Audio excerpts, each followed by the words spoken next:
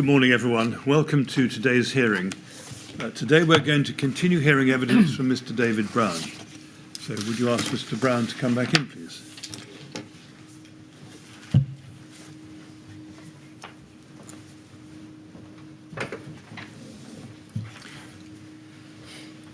Good morning, Mr. Brown. Morning, sir. All ready to carry on? Yes, thank you. Very good. Thank you very much. Well, when you're ready, Mr. Kinnear, please. Thanks, sir. Good morning again, Mr. Brown. Good morning. Could we return to the email correspondence between you and Mr. Tom George regarding the Elwell report, which can be found at LFB 000-41360/8.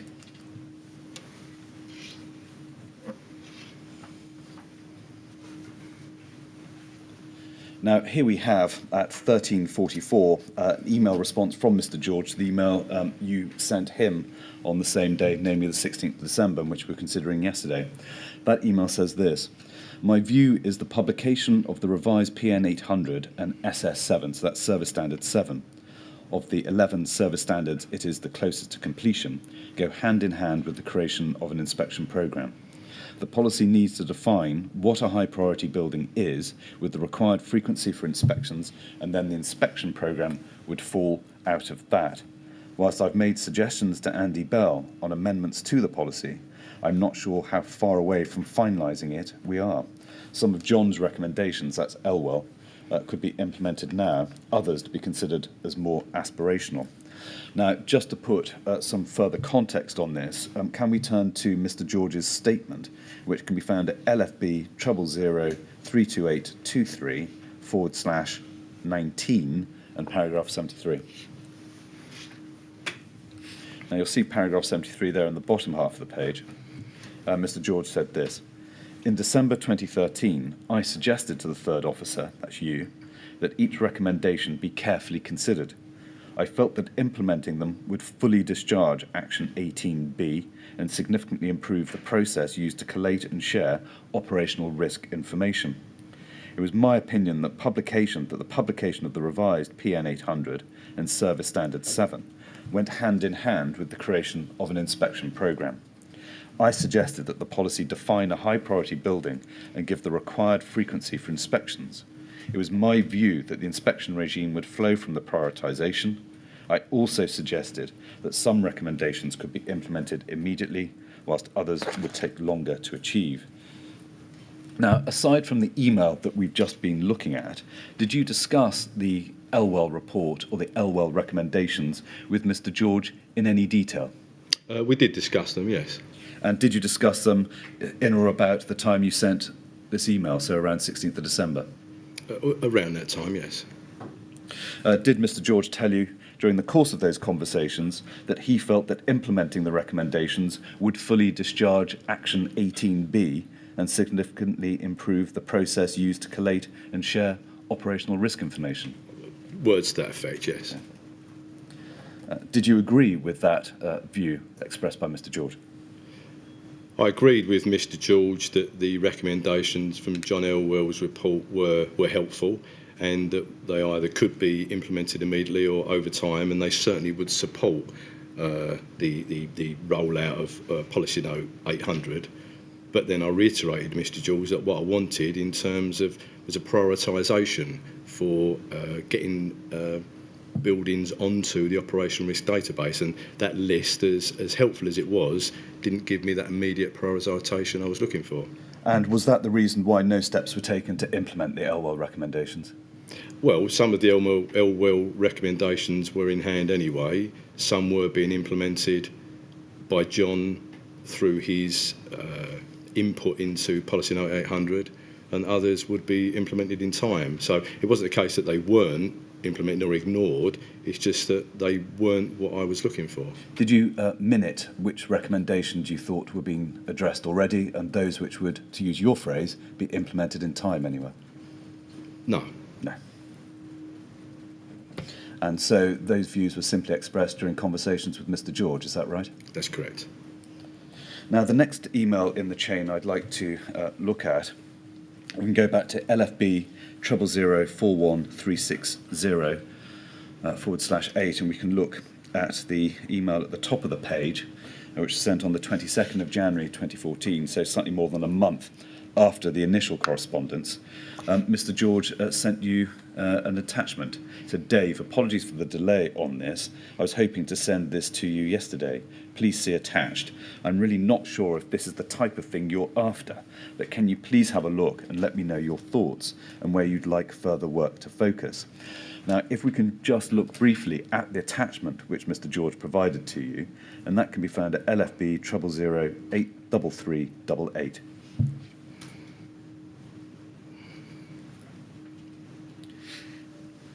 Now, first of all, do you remember that as being the attachment that Mr. George provided you? I don't immediately recall that, no. Well, you can take it from me that is the attachment that was attached to that email. If we can turn to page 2, you'll see at the top of the page it lists a number of property types, and it says this, or rather just before it says this: PN 800 does not include a method for prioritising types of premises to be visited, and whilst the system adopted needs to be flexible, a list of types of property in a priority order would be deemed to be helpful to local managers. The list below is not exhaustive. And if we turn over the page, COMA sites. For the uninitiated, what does COMA stand for? Control of major accident hazards. So these are the large chemical sites, nuclear sites. Thank you. And we see at number 2, high-rise residential buildings, 6 floors and above. Is that right? Yes. Now, this looks as if it was the priority list of building types that you'd asked Mr. George to prepare. Is that right? Yes.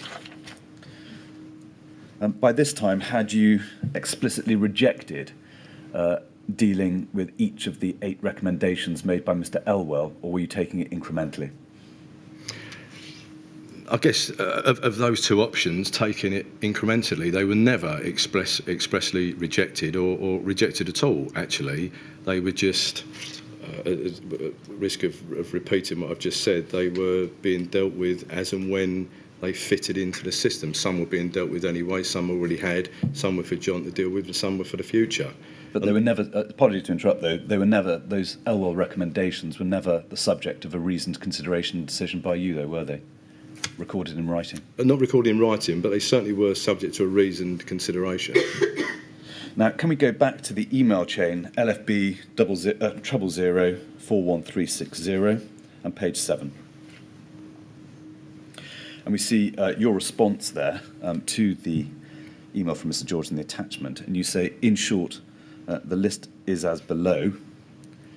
Can you ensure we make HMOs, so that's Houses of multiple occupation. clear in it, and also share with the other DAC, so that's the Deputy Assistant Commissioners, for comment, please. Now, if we look at LFB 000-42294,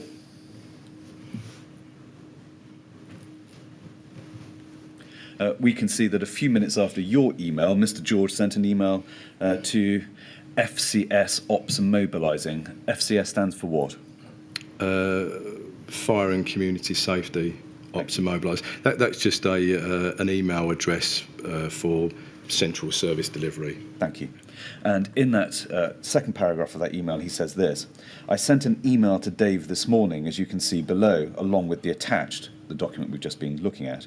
From his response, it is clear he literally only wants a priority list of property types and has asked me to run the list below past you and has asked for your comments to me, please. He has asked to include HMOs, which I will do. This is likely to come up in PMB tomorrow. I'm sure that you, like me, will have real reservations about taking such a simplistic approach. We will all have differing opinions on premises we feel should be visited and risk scored, and the way we prioritise them. I hope my short attached summary puts my overall thoughts on the subject into some sort of context. Now, bearing in mind that expression of opinion from Mr. George in relation to your direction, can we return to the email change that you were having with him, which was at LFB 000-41360, page 6? Yes, sir.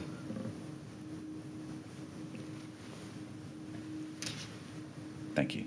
And there we see yet further email from Mr. George to you, copying in FCS Ops and Mobilising. Now, we can see in that text red text, are those your responses to the material or the draft text put forward by Mr. George? Yes, so the email would have been from Tom George, and rather than write a long email in reply, I've just commented in red against each of his statements. Is it fair to say that you're a succinct communicator in the sense your emails are brief and to the point, as exemplified by this and the previous email?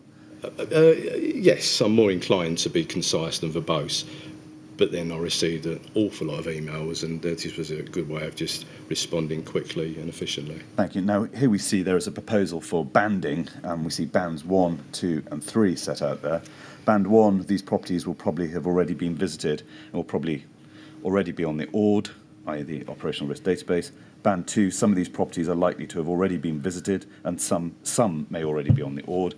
And Band 3, these properties are unlikely to have been visited, risk scored, and are unlikely to be on the ORD. And we go on below that summary of the bands.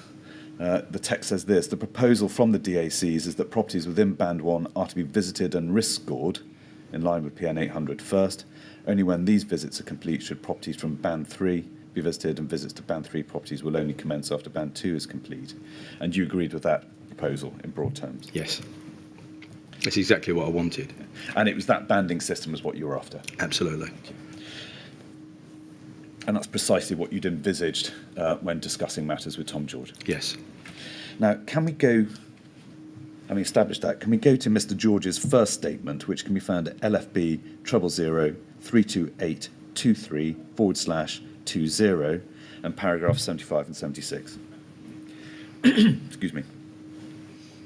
Now we can see at paragraph 75, Mr. George says this: following our analysis of policy, but mainly based on our professional experience and judgment, we drew up a banding system that we felt met the aim of Action 18B to create an inspection regime targeted at high priority buildings.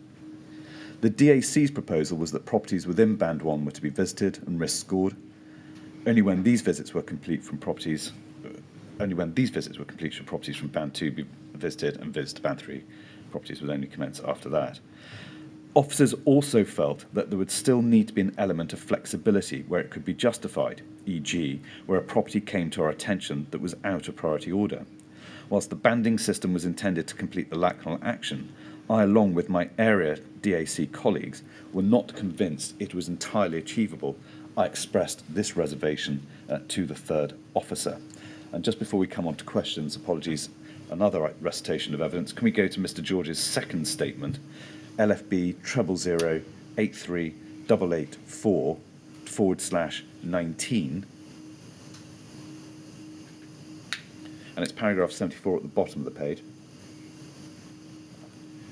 Mr. George exemplifies the nature of his reservations. I expressed my reservations that the review was quantitative, not qualitative, in conversations with Third Officer A.C. Brown between December 2013 and May 2014. Our discussions took place in one-to-one meetings and in the Principal Management Board meetings. I expressed that I did not think that creating a highly prescriptive, over the page, inspection regime targeted at high-priority buildings that fall within a banding system would be achievable, in that it would be virtually impossible for crews to visit and undertake a meaningful inspection such a significant number of premises, especially for inner London stations. Now, that's a long run-up to a short question. Did Mr. George, or indeed any other DAC colleague he refers to there, say to you that the banding system was not achievable for the reasons he gives there? I don't recall any of the DACs raising that. I had conversations with Tom George about John Elwell's report, but certainly not the banding process in terms of being unachievable. The DAC group was a robust group. We had open and frank discussions. If they disagreed with this, they without doubt would have mentioned it, and I don't recall them ever mentioning a disagreement. So is Mr. George wholly mistaken in the evidence he sets out at paragraph 74? Is that what you're saying? I have no recollection of it. Having set out those reservations here, do you accept that there was some merit to the reservations that he expressed? No, I don't, because the whole point was to focus crews in terms of getting the right premises onto the operational risk database.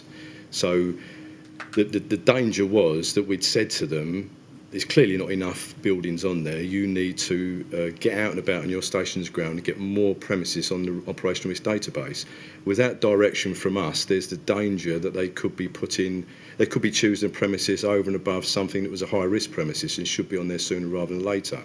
So the whole point was to give them some guidance. And I totally agree with Tom in terms of the flexibility for a borough commander or station manager to step outside the list for good reason. I would support that. But he puts it quite highly at the top there. He says it's virtually impossible, quotes, for crews to visit and undertake a meaningful inspection. Do you agree with that criticism of the banding regime, or the proposed banding regime? No, I don't actually understand the rationale for saying it's virtually impossible. So no, I don't agree. Now, for context, can we now turn to LFB 000-32833, which, apologies, is another email chain. Now, this flowed from the exchanges that you and Tom George had been having, and which we've already read and discussed. Now, on page 1, after the blue text at the top, we see that Mr. George produced a draft email on your behalf setting out the threefold banding system and 25 priority building types. And we can see if we can de-amplify. We can see that Mr. George sets out a fairly detailed explanation as to what the banding regime would be. And he sent that email to you on the 7th of February. Now, having that as piece of context, can we go back to your first witness statement, which can be found at LFB 000-32166/16.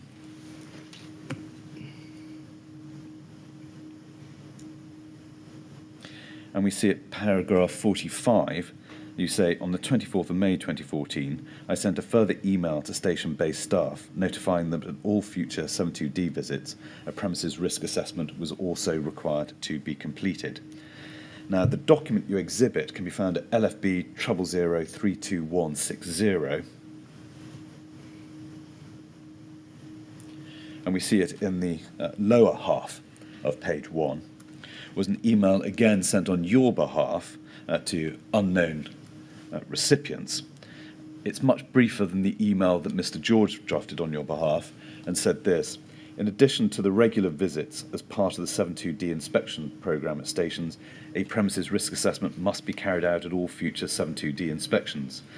This includes premises that already feature on the outside duties master schedule but have not yet had a premises risk assessment applied. Please refer to PN 800 for details on the premises risk assessment and scoring process. Now, at the bottom of page 1 and over to page 2, the email sets out the beginning of the banding priority list, but appears to have been cut off. And if we see that band 1 somewhat isolated at the bottom of page 1. If we turn over to page 2, after 5, it abruptly ends, I think, mid-word for airport. Do you know whether the full text of that email was ever approved and sent? It was sent. Whether it was the full text or not, probably not. But it would have included the full banding system. So would it? What appears to be the start? What appears to have been cut off there is the list of priority buildings. Yes, but I can't explain why that's cut off. But that certainly wouldn't have been sent like that, because it goes through a number of checking processes before the email goes out. Now, the email was sent to undisclosed recipients. Are you able to help the panel as to who those undisclosed recipients were likely to have been? Can I see the front of the email, of course, please?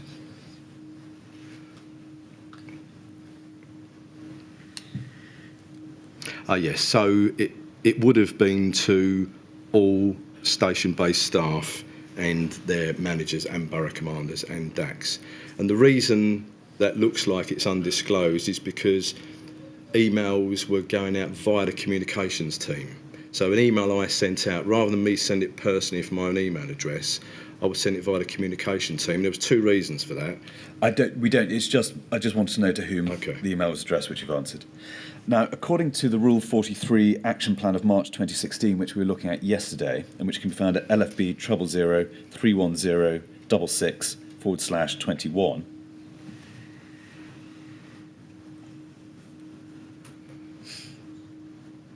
And we see there in the far right-hand column, in relation to action 18B, it says this action, i.e. 18B, was opened on the 4th of July. I probably need to turn over the page.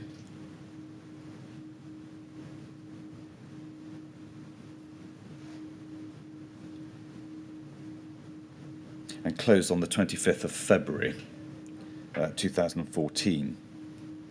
Sorry, Now, I'm just where trying are to- we, Mr. I'm Kinnear? trying to find it now. Should it be further down? Just let me double check.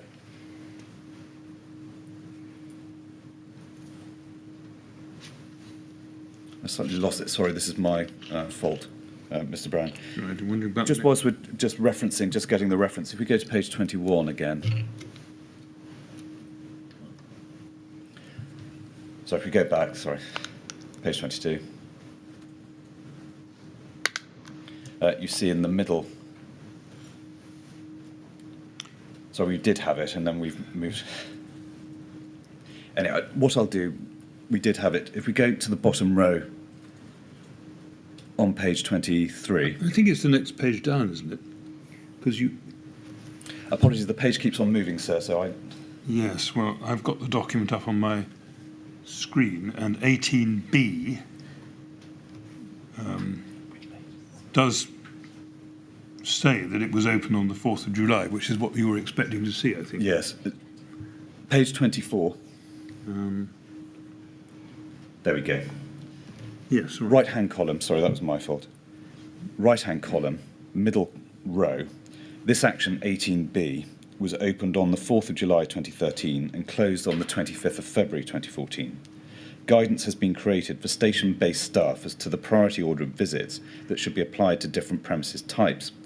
This guidance ensures that staff at stations visit the highest priority premises first. In addition, details of premises where the Brigade has attended an AFA, what's that? automatic fire alarm. Or non-domestic fire over the past 3 years have been identified to ensure that 72D visits are carried out at these premises. Now, is the reference to guidance in the Rule 43 action plan a reference to the email that was sent out to staff that contained the banding lists? Can you help us on that? Yes. Was any other guidance produced? I don't believe so. Can we, bearing in mind that answer, can we go back to Mr. George's witness statement, which can be found at LFB 000-83884/20 and paragraph 75?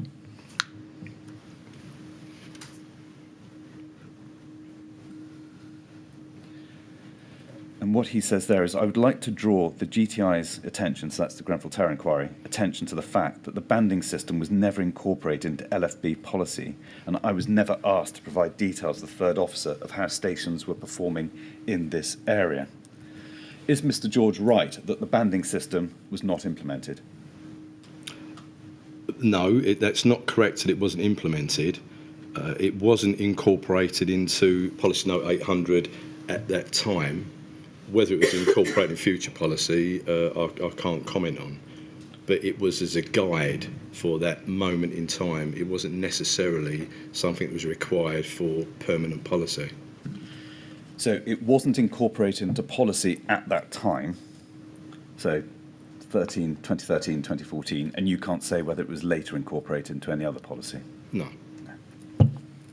But sorry, when I say not incorporated in policy, what I mean by that, it was not written into Policy Note 800. That doesn't mean to say that it wasn't policy as such. It was certainly guidance to assist staff in implementing their policy. Why wasn't it specifically incorporated into PM 800?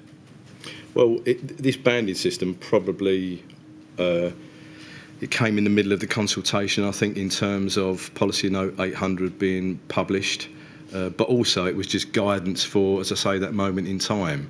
It wasn't something that we envisaged would be necessary on a permanent basis. Once we got to the position where sufficient, if not all, unknown premises were on the operational risk database, then there would actually be no reason to have a banding system. We could deal with premises as and when they become available. But because we were so up against it in terms of numbers not on the system, I wanted to prioritise. Well, the problem of getting high priority buildings on the operational risk database or some central register had been continuing since 2009, and we're now 2014. The policy review cycle is every 3 years. Mm-hmm.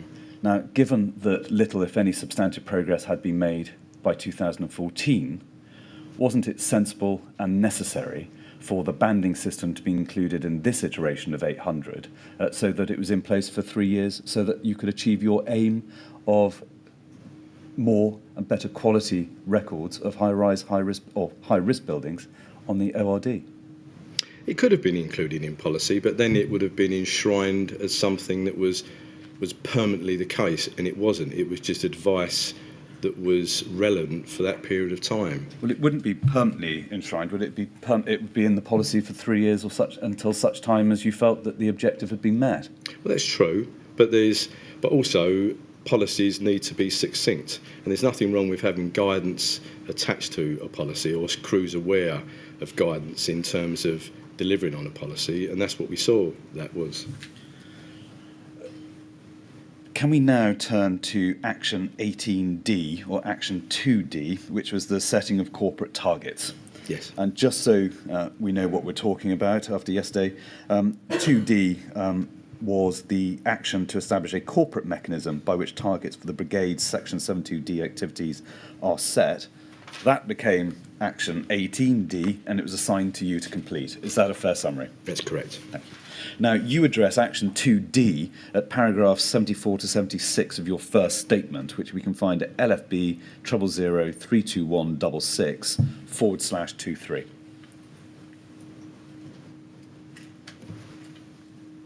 Now, if we can look at paragraph 74, and really the fifth line from the bottom of that paragraph, you say, as Director of Operations, I was responsible for 33 boroughs with 102 fire stations with 4 watches on each station. To ensure consistency in the delivery of our services, I introduced operational service standards which helped measure whether a local unit was performing to the standards expected. It is at this level that 72D visits would have been monitored. The pool of premises that required 72D visits were those contained on the ORD. I expected that 100% of the premises on the ORD would be risk assessed according to the criteria set out in LFB Policy 800. And indeed, that firefighters and officers would continually add new premises to that list. The regularity of visits after the initial inspection would then be determined by the risk matrix. I note that in the minutes of the Operations Prevention and Response Department Principal Management Board meeting of 18th of December 2013, it is recorded at paragraph 3.7D that the corporate target I had set was to complete all 72D inspections.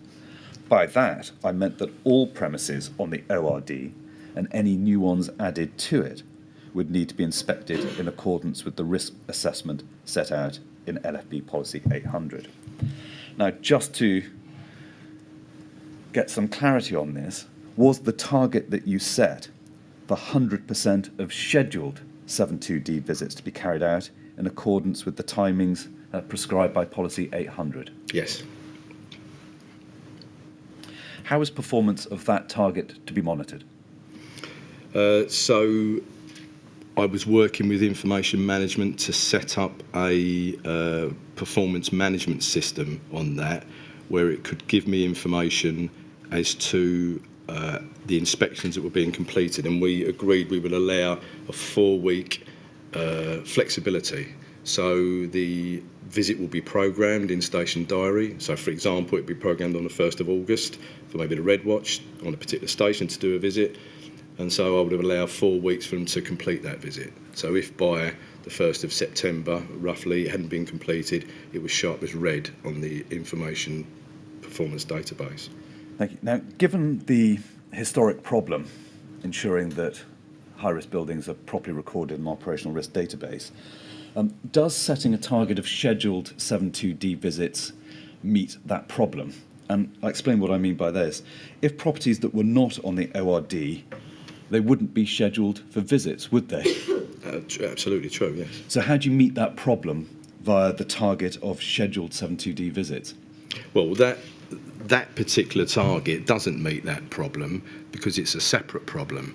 And that separate problem is being addressed by the issues of staff being required to put more and more premises on the operation risk database by my use of strategic resource to flood areas with appliances to be able to find those premises and put them on the database. And then we're on there, we can then monitor through the process I've just described in terms of how regularly they're being visited. Thank you. Now, just flowing on from that answer, if we go probably back to page 4 of Mr. Elwell's report, LFB 000-83389/4,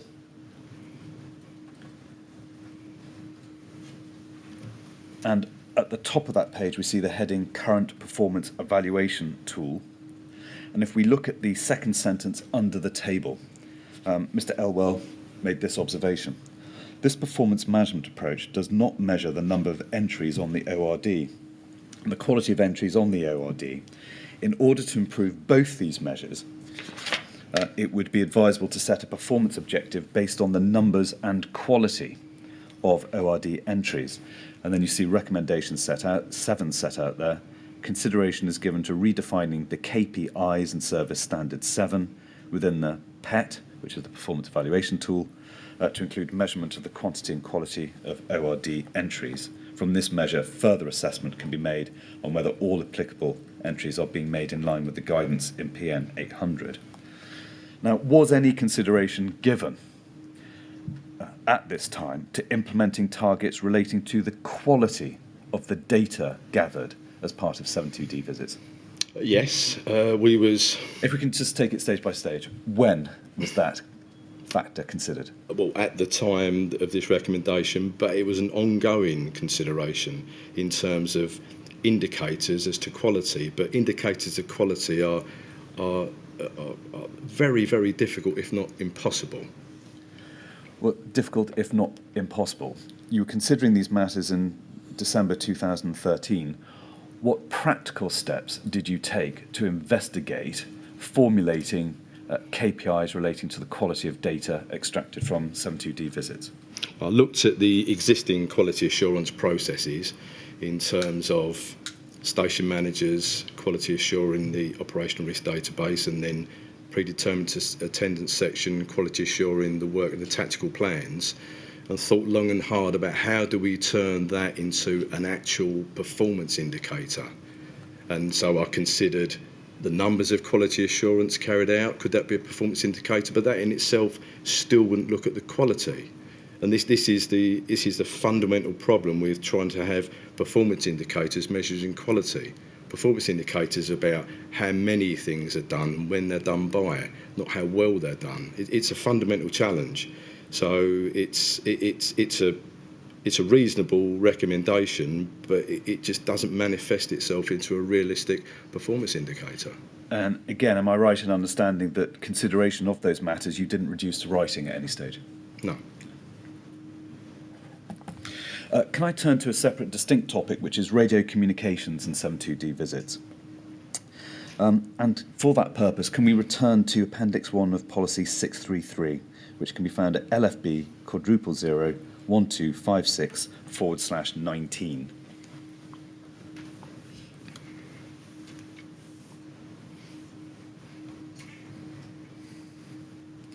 And if we could amplify the bottom of the bullet points, because what I want to look at is the third bullet point from the bottom, which is potential communication problems.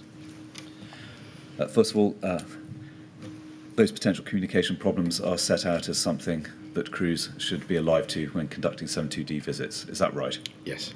And is that an issue which you'd expect the reasonably competent crew to be able to identify and at least have an initial think about? Yes, absolutely, because crews use communications routinely at operational incidents. And it wouldn't require any further specialist assistance?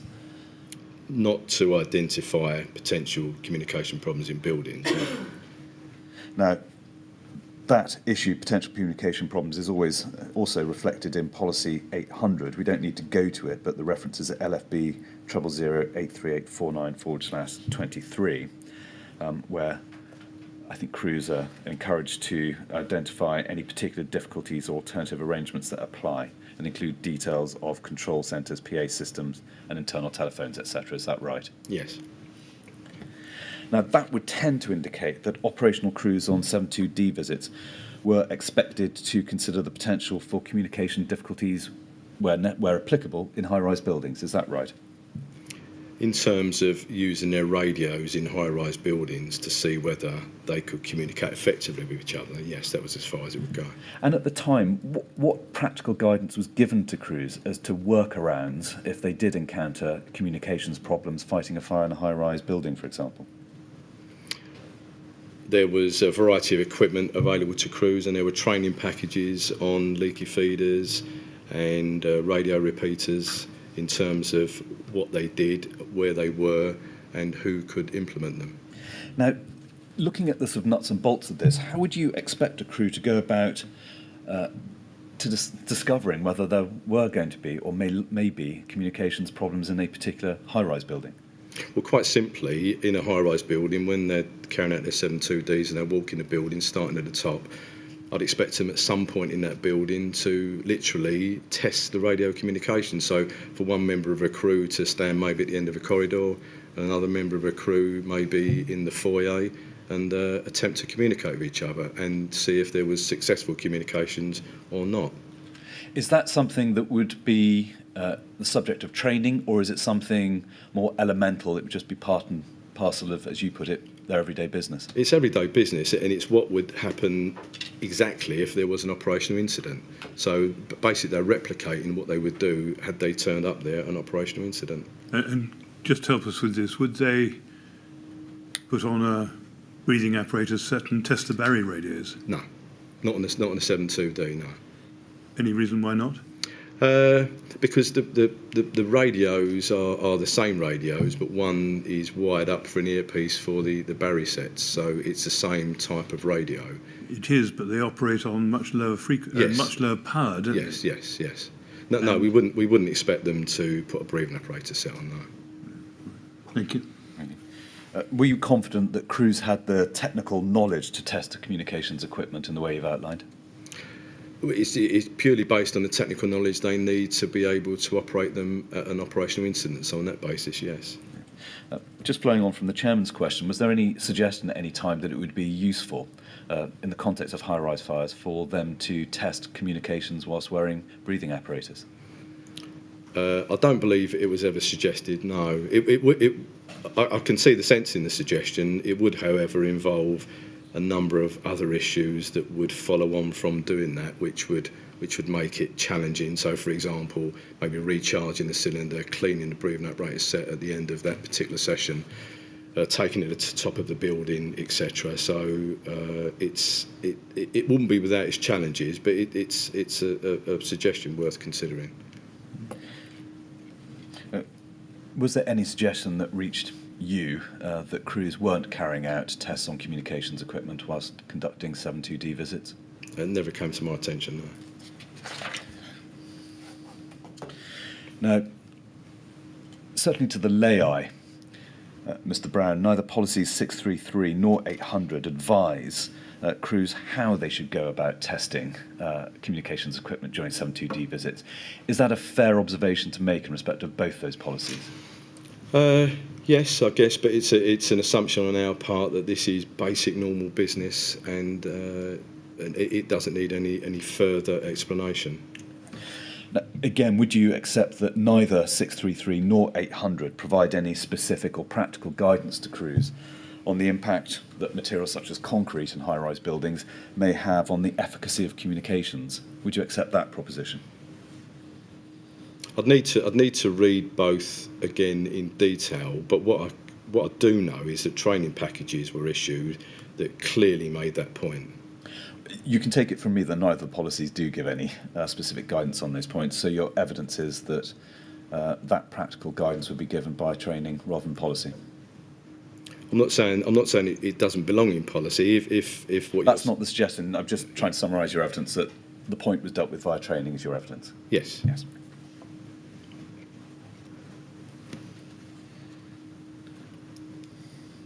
Now, operational crews responding to an incident typically have use of two types of radios, I think I'm right in saying, namely the handheld 4-watt radios and Barry radios. Is that right? Yes. Putting it simply, and this does to an extent flow from the chairman's question, Barry radios, because they have a weaker power, have a greater tendency to experience weaker signal in high-rise buildings. Is that proposition consistent with your understanding? Yes, without the addition of leaky feeders and radio repeaters, that is the case, yes. Was there any specific direction or guidance given to operational crews about the need to consider and test potential difficulties with Barry radios as well as with handheld radios during Section 72D visits? Not to my knowledge, no. Why not? I think for the reasons we've discussed, it will be logistically challenging to undertake those tests at every high rise, and we knew that we had systems in place to assist Barry radios if they were suffering challenges in terms of communications at incidents. Is it right to say that the two types of radio, the handheld 4-watt and Barry radios, can function very differently at an incident involving a concrete high-rise building? Yes. Can you give, for the panel and the public listening, what those variations in functionality might be?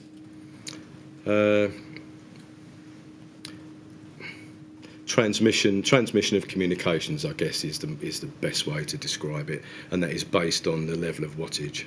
Thank you. Ms Brown, I now want to turn to a separate topic, which is fire safety, knowledge of cladding and the LGA peer review.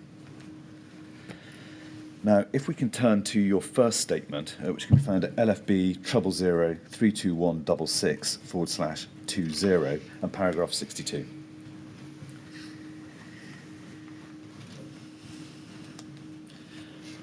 Now, in paragraph 62, you set out in broad terms what the nature and extent of your involvement was with the Fire Safety Regulation Department. And you say this: the involvement commenced in April 2015 when Rita Dexter left, after which my role of AC Operations Prevention and Response was assimilated into the new role of Director of Operations. At that point, regulatory fire safety was added to my existing role of Head of Operational, Mobilising and Community Safety Service to the whole of London. My primary responsibilities towards FSR were to take a strategic overview of its planning, direction and delivery. I was responsible for ensuring that there were systems in place to monitor, firstly, fire safety inspections that fell within the scope of the Regulatory Reform Fire Safety Order 2005, secondly, inspections in premises not previously visited, and thirdly, inspections in high-risk premises. I also inherited from the Deputy Commissioner initiatives designed to reduce fire deaths in care homes, in sheltered housing, as well as overseeing the work that the AC Fire Safety Regulation was tasked to complete as part of the Lacknell House Action Plan. Now, you say here that your primary responsibilities towards FSR were to take a strategic overview of its planning, direction and delivery. What did that mean in practice on a day-to-day basis? What was your involvement on a day-to-day basis with the FSR team? Well, there probably wasn't a day-to-day involvement with the FSR team. So I for the first time, had now had a group of assistant commissioners working for me who were detailed in that role to deal with it on a day-to-day basis. So I would then, as I say, take the strategic overview, look at the strategy we had in the London Safety Plan and we had in the departmental plan, and in regular meetings with AC Fire Safety would make sure that we're delivering against those objectives. And so it's through that structure of meetings that you exercise your oversight functions, is that yes. right? In practical terms, did it also mean that as Director of Operations, the head of the Fire Safety Department reported to you? Yes. And that was Dan Daly from March 2016 onwards? Yes. And before it, it was Neil Orbell? That's correct. Thank you. Can I now turn to the specific topic of fire safety inspections and 72D visits? Can you explain your understanding of the difference between the two types of visit, i.e. fire safety on the one hand and 72D on the other? Okay, so you could have one building that would be inspected by both sets of people. One from a fire safety perspective, they would do this as a fire safety audit as part of an enforcement role in terms of the regulatory reform order.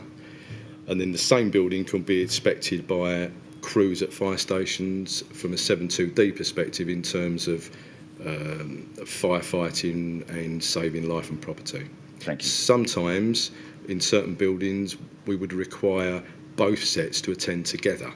Say the Shard, for example, is a perfect example because it requires a 7.2D visit, but it's so complex, crews would benefit from a fire safety officer accompanying them on the visit, and they could do the visit at the same time together. Were those combined visits the exception rather than the norm?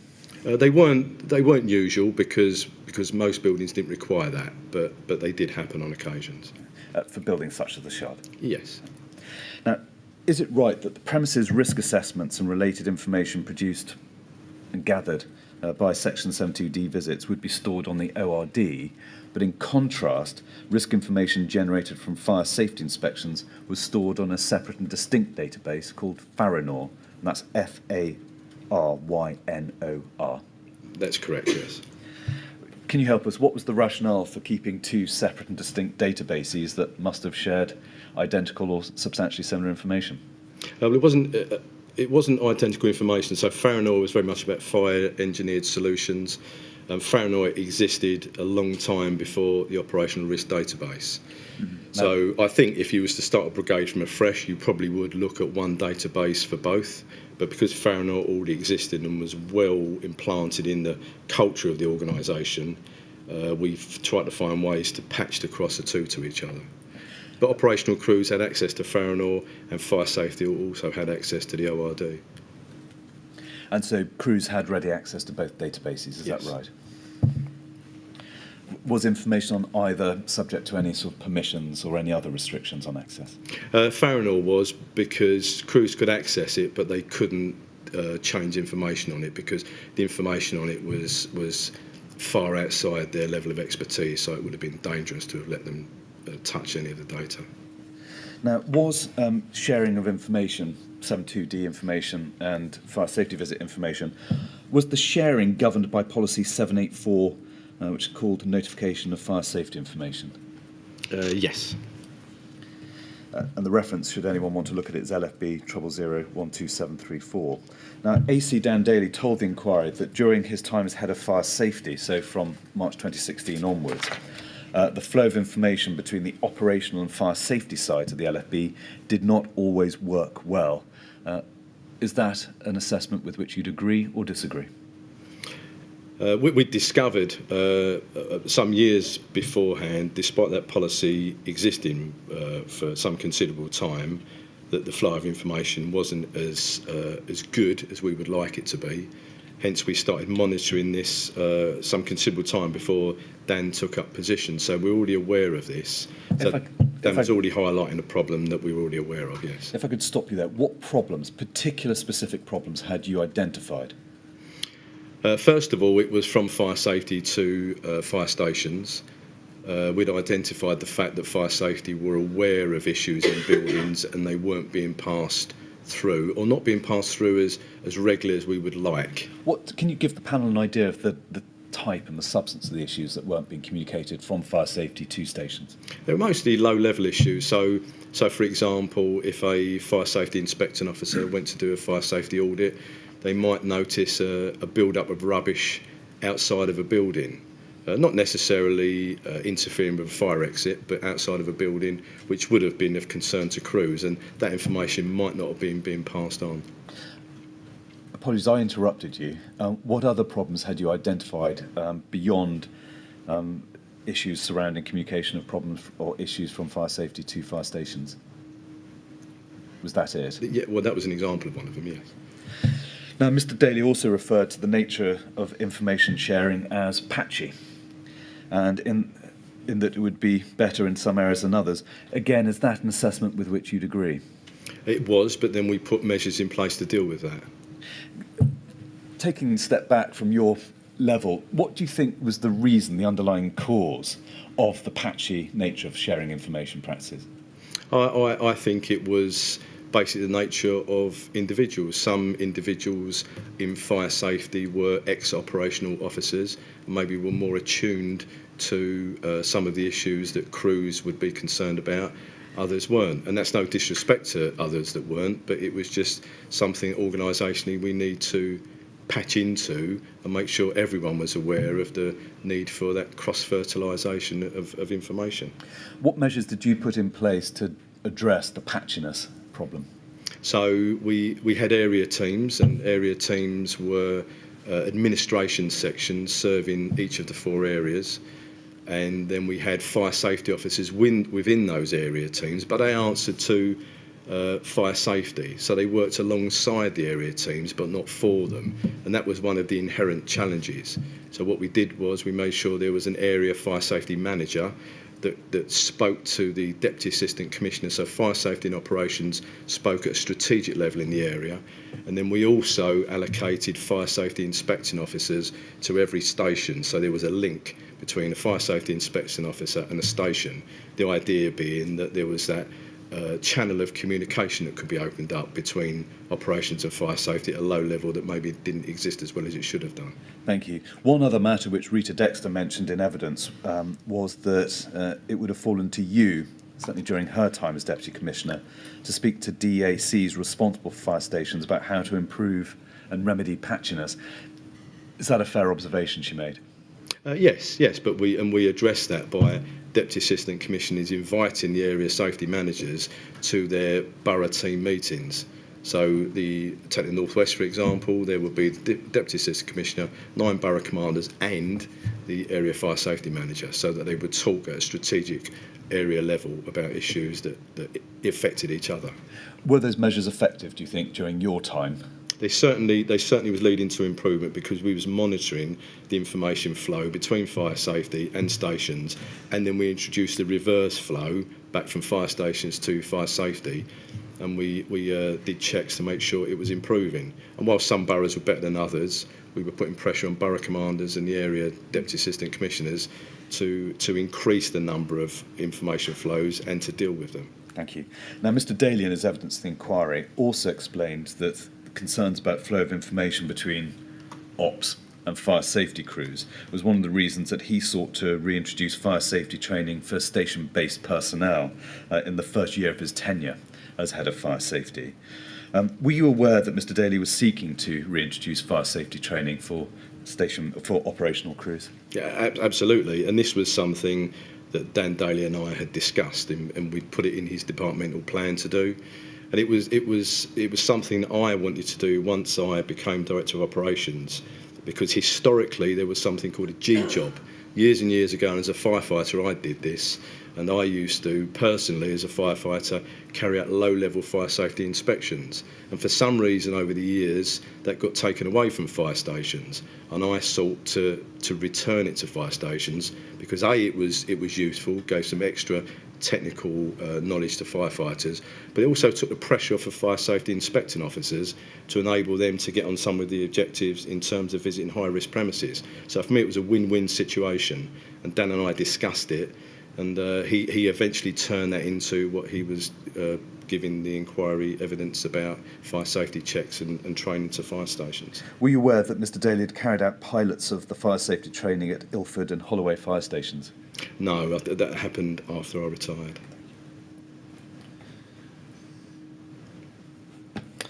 Can I now turn to PORIS report recommendations? And it's the February 2013 PORIS report or LFB response to the PORIS report that we were considering yesterday. And that can be found at LFB 000-91785. And if we go to page 13, and we see in paragraph 8.13 in the bottom of the page, it quoted the national guidance, which was to the following effect. Fire safety and operational data capture should be integrated to take account of the plans of other Category 1 and 2 responders and other agencies. And the report sets out the LFP position in the far right-hand column, and it said this: fire safety data including data from fire safety engineering, is not routinely added to the ORD. Addresses with recognised fire safety engineering solutions are highlighted to crews on the NDT as part of the mobilisation message, although these details are not on the ORD. A fire safety officer is ordered to a confirmed fire to these buildings. An early decision was taken during the development of the ORD that this would not add value to the existing data derived from station outside duty visits. There is an existing arrangement for fire safety inspecting officers to alert stations when they believe a regular visit to a particular site or building may be of benefit to operational crews. An electronic way of achieving this exchange of data between the Farinor and station diary systems is an agreed enhancement that may be possible with station diary rebuild due to commence in 2013. Now, were you aware of the decision taken during the development of the ORD not routinely to add fire safety data to that database? Yes. Can you help us who made that decision? It would have been a decision predominantly by those managing the operational risk database and presumably information technology department. Can you help us as to when that decision was made? I don't know for sure. The ORD was being developed from around about 2009 onwards, so one imagines it would have been sometime in about 10, 11, but I don't know for sure, I'm afraid. Are you able to help us as to why it was concluded that fire safety data would not add value to the existing data derived from station outside duty visits? I think it was based on the mere fact of information overload. So it was about the MDT being able to provide sufficient information for an early strike in terms of attending the incident. The dangers of having too much information is that crews won't read it, and it actually has a detrimental effect in terms of they won't gain any information. Now, it's plain from the para 8.13 that the authors of the Porris guidance thought there was value in integrated data capture, to use their phrase. What was your personal assessment on the value or not that would be brought by integration? If you can manage to find the correct high-level pieces of information, then yes, there is value. I should also add there's premises information boxes at areas and buildings that have a fire engineered solution. So there is that information available. And also, as it says here, we do what a lot of other fire services don't do, that we mobilise fire safety officers to known risks on known premises, that they can access the information and they can pass it on to crews. Thank you. Now, just looking at the far right-hand column, and it's roughly down the middle of the LFB's response, there is a form of words which says this: there is an existing arrangement for fire safety inspecting officers to alert stations when they believe a regular visit to a particular site or building may be of benefit to operational crews. Now, was that existing arrangement policy 784, which we've just looked at, or was it something else? I believe it was 784. Thank you. And you certainly got no reason to believe it was anything else? No. Thank you. Can you help us as to why the report made no mention of the fact that the policy was not securing an adequate flow of information between fire safety personnel and operational crews?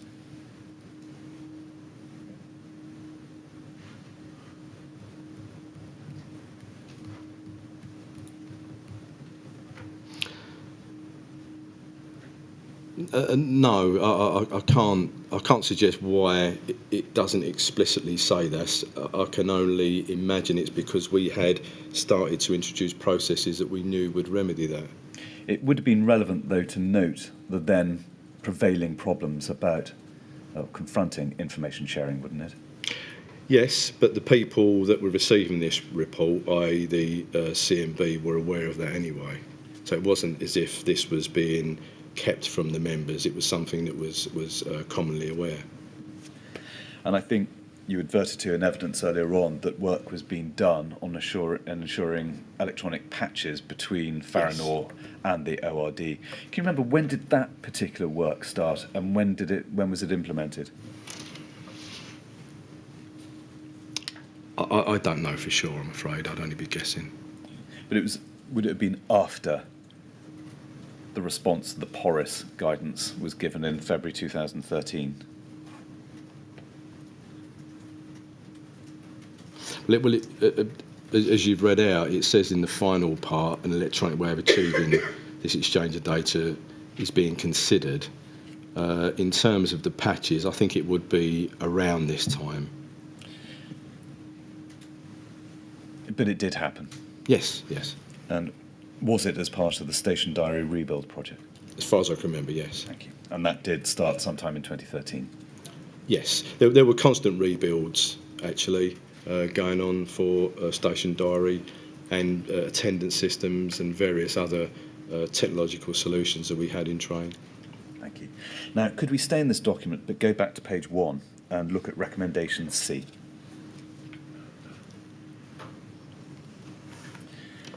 That recommendation said this: consider again whether there would be merit in incorporation of relevant fire safety regulation data in the ORD and the extent to which there are benefits of information gathering direct from a responsible person and or others. And if we turn over the page and look at recommendation E, progress arrangements to link the ORD with other key systems where necessary, including improvements to the interface with station diary. Now, you've answered what steps were taken in relation to recommendation E. In relation to recommendation C, can you help us as to what measures were put in place? Can I see C again, please? Yes, of course.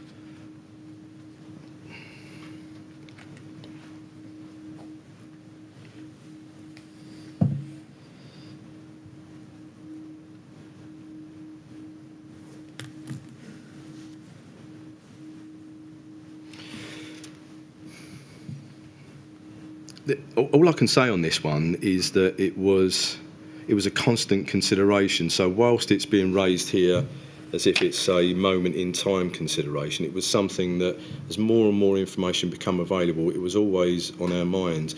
I'll note that this particular recommendation was for the Head of Strategy and Performance and Fire Safety. In terms of what they exactly did for C, I can't recall. I know that extra things were being added to the operational risk database because we felt that they were really important. But from a fire safety perspective, I can't think of an example around this time where anything extra was added as a result of recommendation C. Thank you. Now, can we go back to the Elwell report recommendations just on this particular issue, which can be found at LFB 000-32825/2.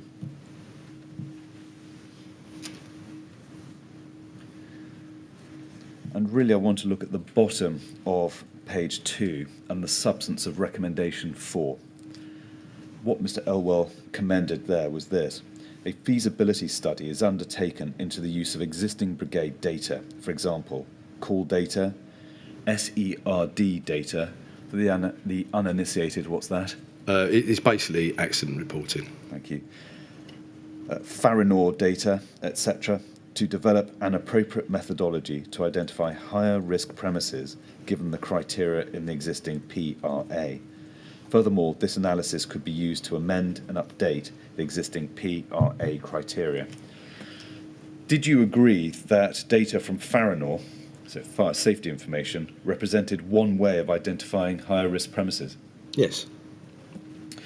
Can you help us? What action was taken to implement recommendation 4, if any? Well, in terms of Farinor data,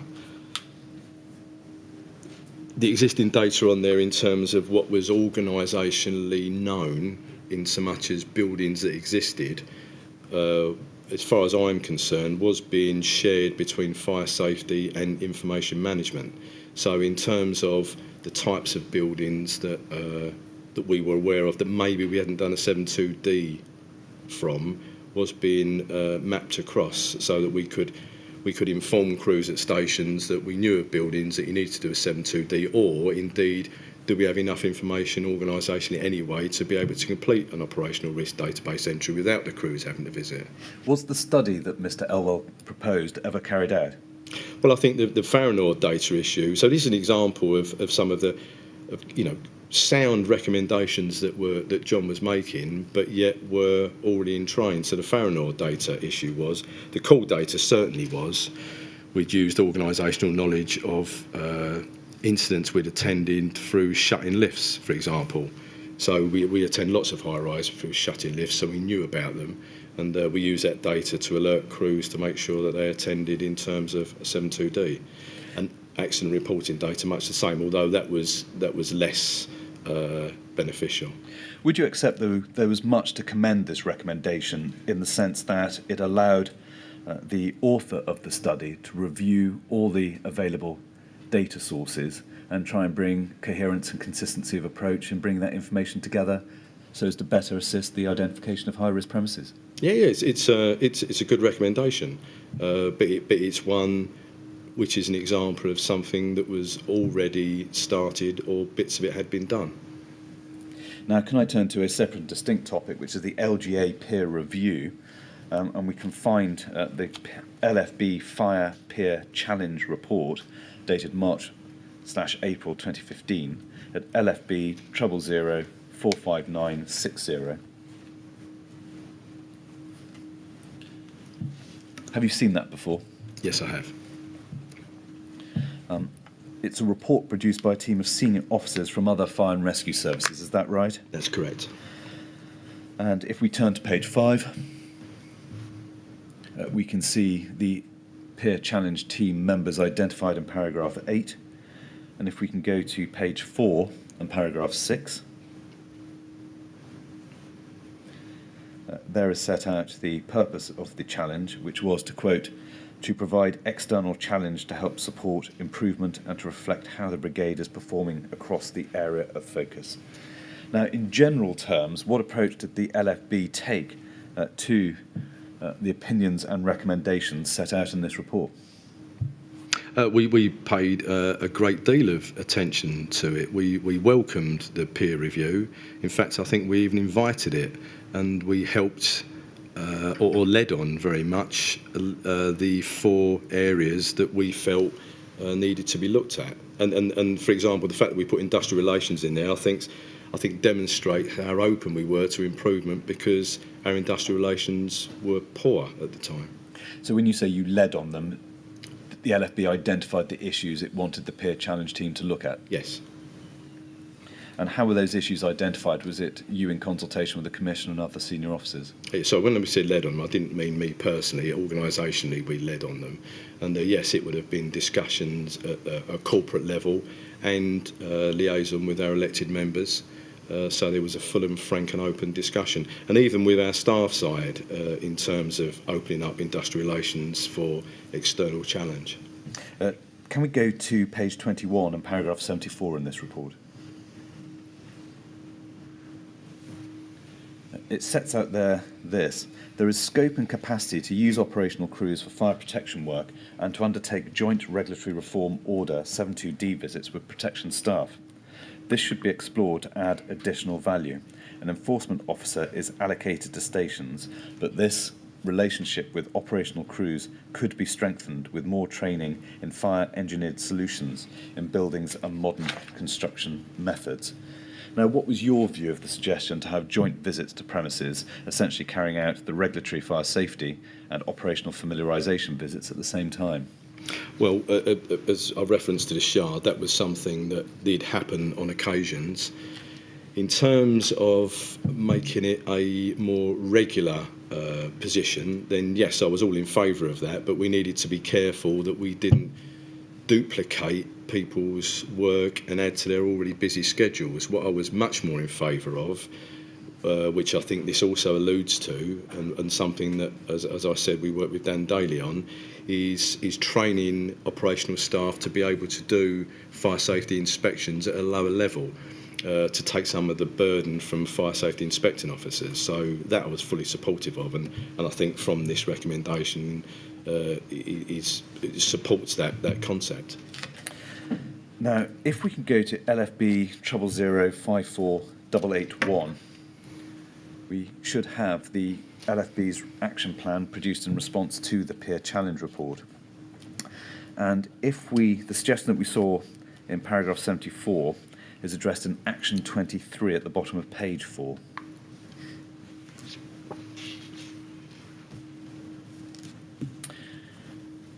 And it says there at the very bottom, involving operational crews in protection work. That's scope to use operational crews to undertake, and then we go over the page 72D visits. And if we can go back to the bottom of page 4, and the second column from the right, you are identified as the first allocated officer. Is that right? Yes, with two of my reports, fire safety AC and the fire stations AC. But two people who report to you? Yes.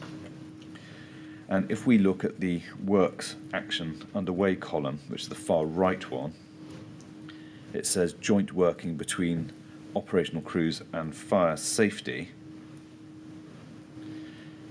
and nothing more.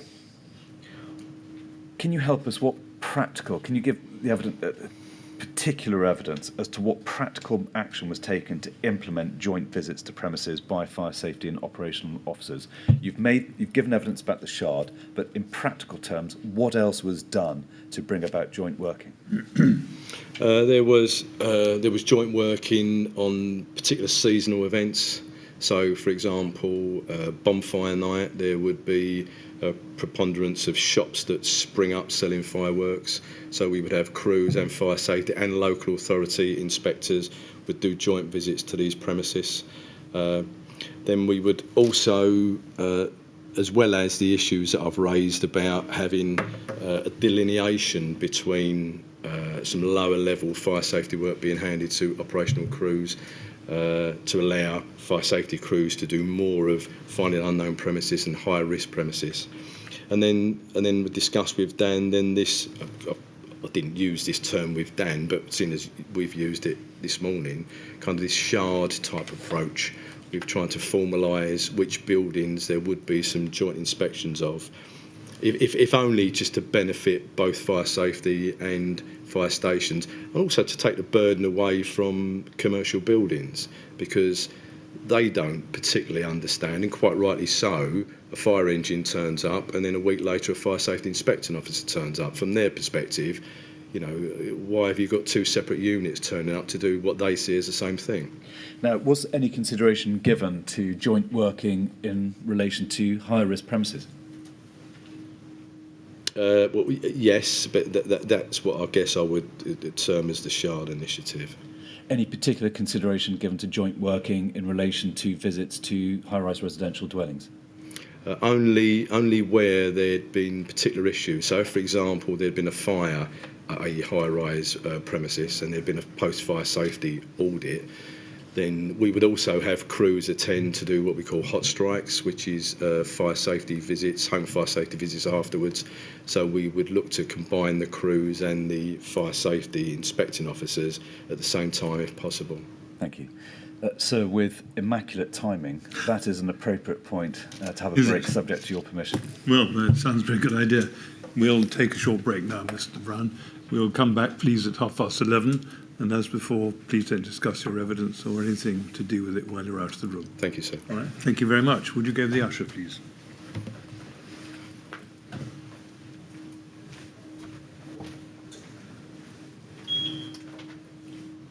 All right. Thank you, Mr. Kinnear. 11:30 then, please. Thanks, sir.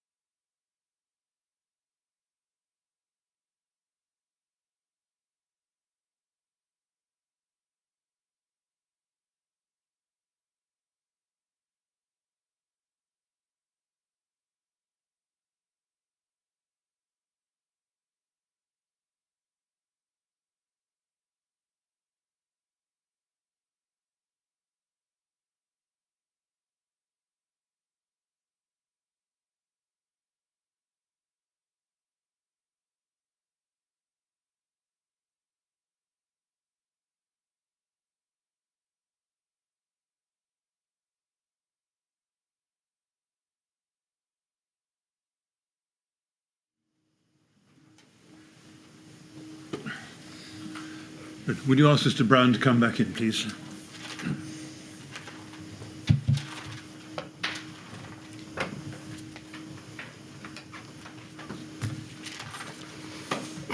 Right, Mr. Brown, ready Thank to you. carry on? Thank you, sir. Yes, good. Thank you. Yes, Mr. Kinnear. Thanks, sir. Mr. Brown, can we now turn on to training and ODCB? Yes. Now, I think I'm right in saying that in your capacity, first of all, as Assistant Commissioner and then as Director of Operations, you sat on the Operational Directorate's Coordination Board, is that right? That's correct. And I think I'm right in saying, was that board set up as an initiative on the part of Rita Dexter? Yes, and quite possibly Roy Bishop before her, yes. Can you remember now, when did you become a member of ODCB? Oh, If it helps, we have a minute of you first attending on the 11th of March 2009. Does that sound about right? yes, yeah, probably right, yes. What did you understand the function of ODCB to be? Well, originally it was established to assist better joint working between the two operational directorates. That was the initial thinking behind it, and then thereafter, once it started, it was to receive reports from the information management database created by Operational Assurance Department, and that was all part of the Dynamic Intelligence Operational Training System, where we would learn from issues that were happening in the organisation, discuss them at ODCB, decide how to address them if necessary, what news articles, what training packages, liaise with Babcock, and then receive reports in terms of how effective those training packages were. Thank you. At the risk of facetiousness, was the clue in the title coordination? Yes, yeah. If there was one word to describe it, then yes, that would be a good word. And part of the focus of coordination was identifying training needs and policy needs? Yes. More training needs and policy needs, but yes. Now, you assumed the chair of ODCB after Rita Dexter left the LFB, is that right? Yes. I recall I may have shared it with Danny Cotton. I'm not quite sure. At some point, I think when Danny became director, we may have shared it. But immediately when Rita left, yes, I think. So March 2015 onwards? Yes, yeah. Did you receive any form of handover briefing from Rita Dexter, or was one not considered necessary? Well, Rita and I worked so closely together on and off of ODCB, and I was a regular attendee at ODCB, so we didn't need a formal handover as such, but we did discuss matters in terms of the kind of issues that was the forefront of her mind, although I was very familiar with those anyway. Were there any particular areas that you wanted to focus on when you succeeded as chair?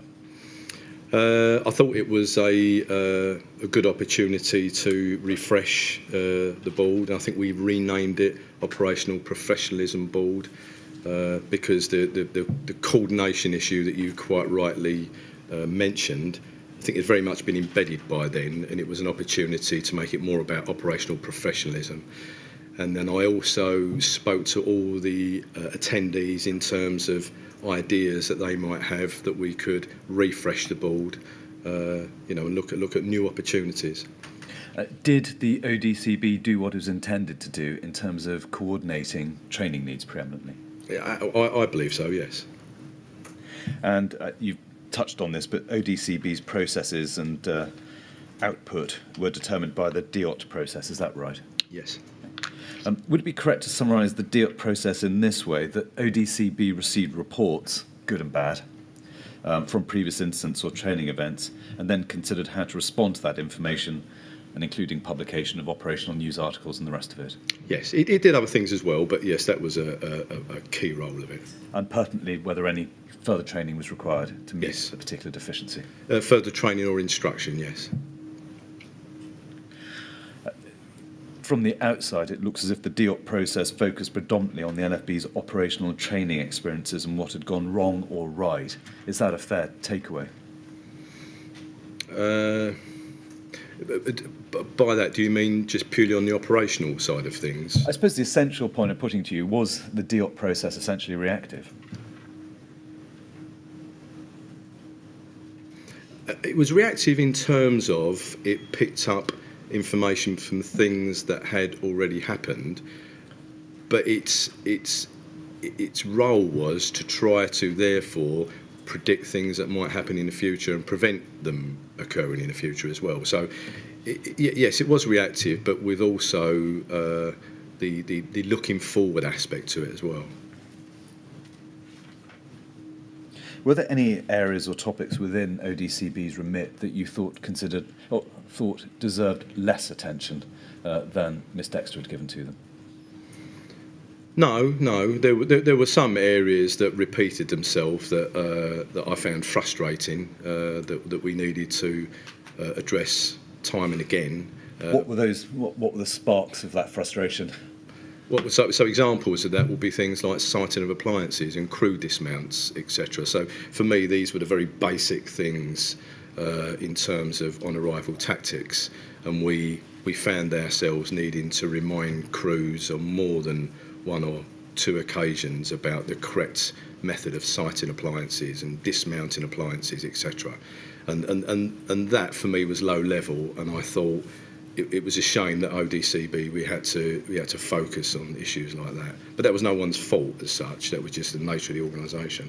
And you stayed as chair until you left in March 2017. Is that right? That's correct. Thank you. Now, could I now turn to ask you questions about the intended review of ODCB's systems and processes in 2013 and 2014, so before you took over as chair. Now, the inquiry has a set of minutes of ODCB where this intended project was referred to as, and I quote, a fundamental review of the current system. And we don't need to go to the minutes, but does that sound right to you? Yes. Now, if we can go to LFB 000-67818/2.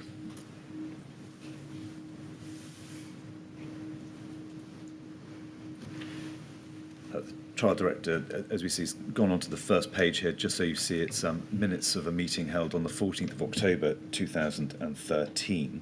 And if we look at paragraph 2A, and under the particular heading, frequency of operational news. And it says that the Assistant Commissioner Operational Assurance, who was Danny Cotton, I think, at this time, Yes. queried the feasibility of A, increasing the frequency to 3 issues as agreed at the last meeting. The DC, so that's Rita Dexter, suggested this might be an opportune time to have a fundamental review of the current system. The third officer referred to the fact that the same issues repeatedly arise as an indication that a review is needed. Such a review would look at whether the right tools are available and what system is used in other organisations, and it may lead to a review of the Brigade's operational response delivery model. Assistant Commissioner Operational Assurance was asked to lead on the review, which will report back by March 2014, so roughly 6 months thereafter. When you succeeded as chair in June 2015, did you consider that a fundamental review of the system was still required? No. Apart from a refresh of the approaches we took, but no, not a fundamental review. But also, I don't recall what the outcome of this particular review was either. You've helpfully gone on to my next question. I was going to ask you, did the review happen? Do you know? I don't recall the review happening. I'm not saying it didn't, but I don't recall the outcomes. Unless there's anything in minutes that would help me refresh my memory, it's not immediately. Unfortunately, I take you to them if there were, but there aren't. And want to see whether you were able to assist us with your recollection, but there we go. Now, can I turn to the highly insulated buildings and rapid fire growth package, which was initiated by ODCB in March 2015, so just before you succeeded as chair.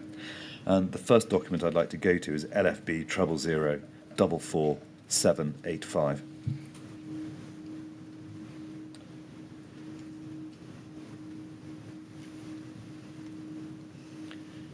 Now, as you see, this is an instant monitoring 6-monthly report provided to ODCB for its March 2015 meeting. Before we descend into the detail of this document, first of all, what is an instant monitoring 6-monthly report? So I mentioned earlier about the information from the Information Management Performance Database that picked up on the good and the learning points happening at operational incidents. So this 6-monthly report would be the report that gathered all that information together, and as well as comments from other professional officers, so operations review team, fire safety officers, professional judgment of some strategic managers, etc. Puts it all together and tries to highlight trends, and then from those trends suggests issues that we may consider for operational news in terms of articles and where appropriate training packages. Thank you. And actually we see that reflected in the summary, the first paragraph and the bullet points of the report itself. Now, am I right also just to draw out the point explicitly that the monitoring reports would recommend topics for ODCB to address in operational news articles? Yes. Now, if we can go to page 4, please. We see roughly halfway down the page the heading Proposed Articles for Operational News 30, open brackets December 2015. And if we see item 2 on the list at the bottom of page 4 and going over into page 5 is highly insulated buildings and rapid fire growth. And if we could turn over to page 5, it says this, and apologies for having to listen to me read it out. Recent reports from across the UK fire sector have highlighted the specific dangers associated with fighting fires in highly insulated buildings. As the level of insulation afforded in modern buildings increases, 2 factors pertaining to fire are affected. The ability of such buildings to contain heat increases.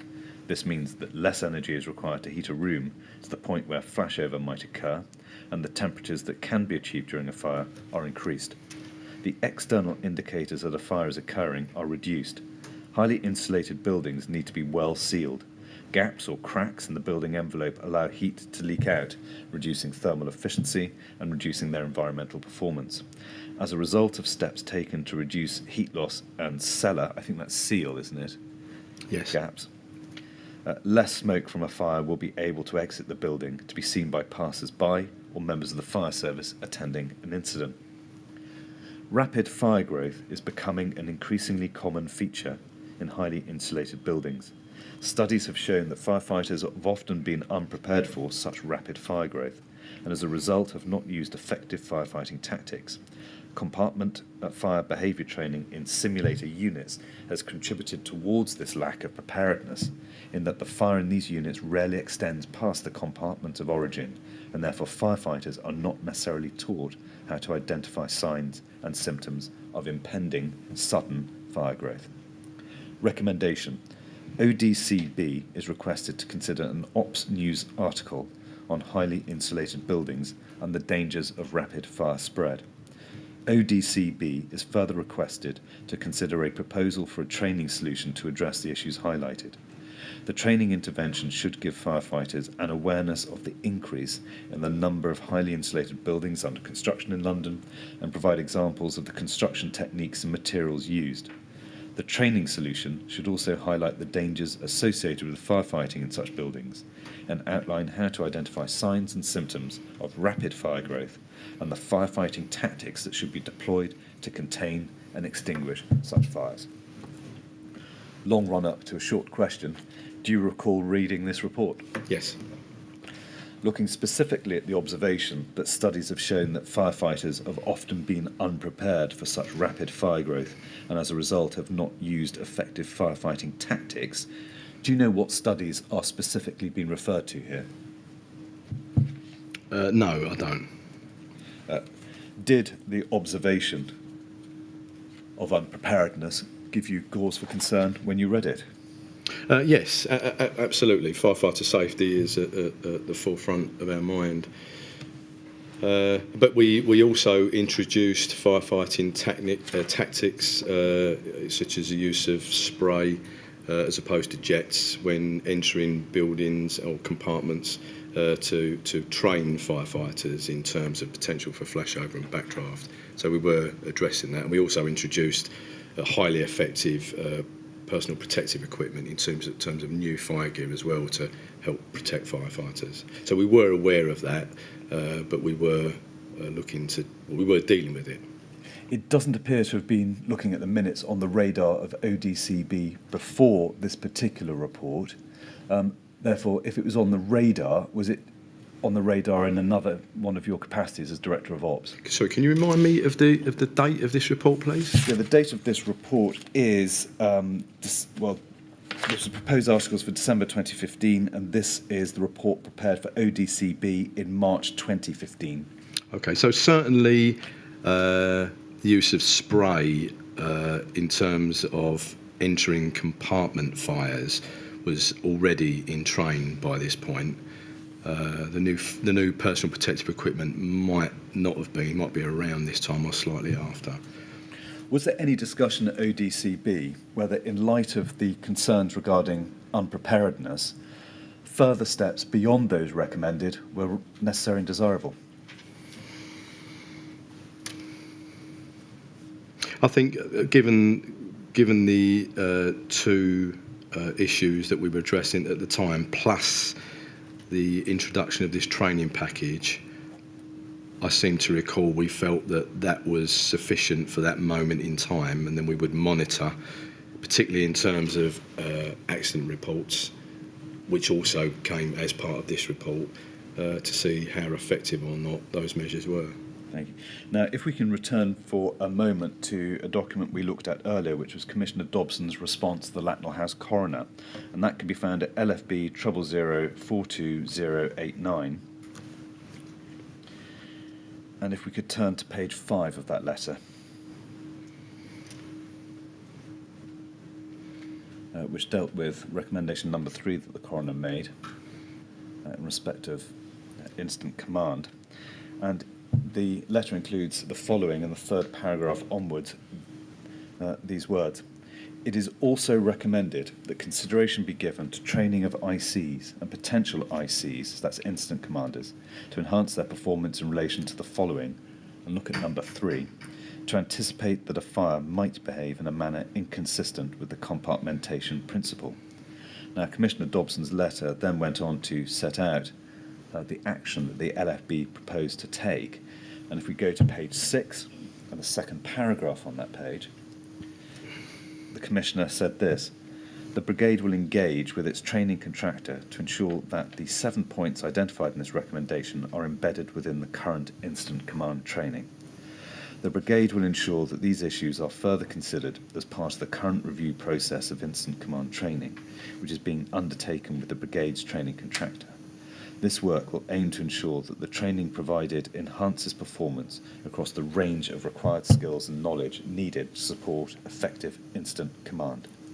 Now, were you aware of the coroner's recommendation that training of incident commanders should anticipate that a fire might behave in a manner inconsistent with the compartmentation principle? Yes. And was it at the forefront of your mind when ODCB was considering these matters in March 2015? Yes, this particular recommendation, as I think the letter highlights, was broken down into sub-parts, of which I had one of those as the lead, and I think the others were within the operational resilience training directorate. But yes, I was aware of the work that was going on to address those other issues. Now, we don't need to go through it unless it would assist you.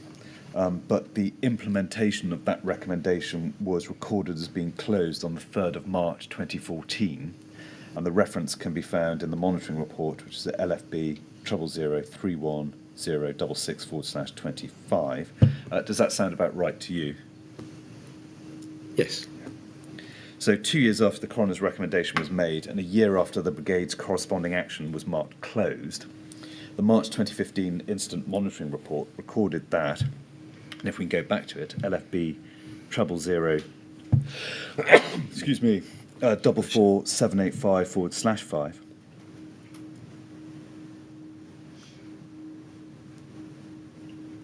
And if we could look at the last sentence of item 2, just before the recommendation heading, it says this: compartment fire behaviour training in simulator units has contributed towards this lack of preparedness regarding rapid fire growth, in that the fire in these units rarely extends past the compartments of origin, and therefore firefighters are not necessarily taught how to identify signs and symptoms of impending sudden fire growth.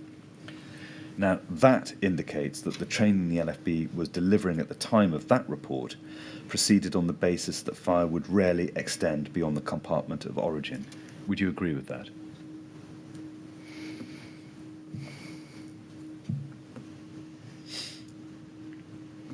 No.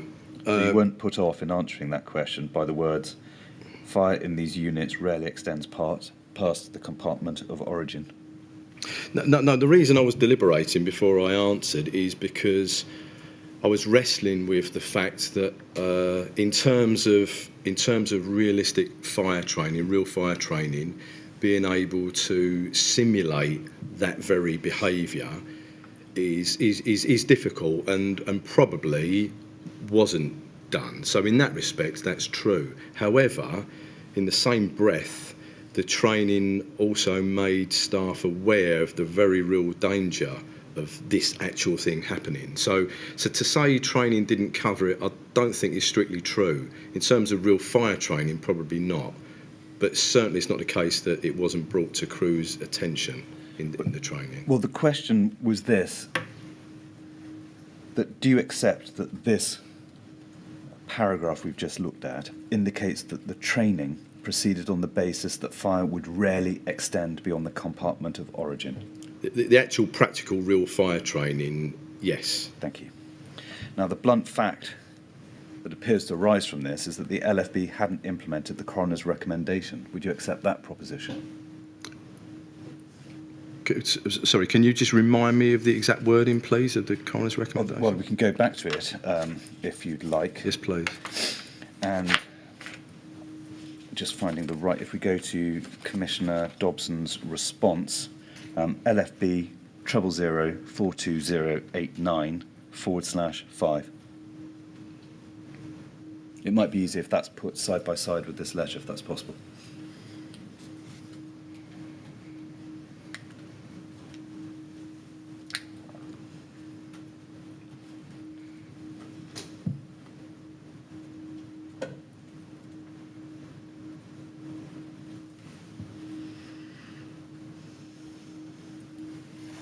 So it's really, can you see point 3, to anticipate that a fire might behave in a manner inconsistent with the compartmentation principle. That was the recommendation.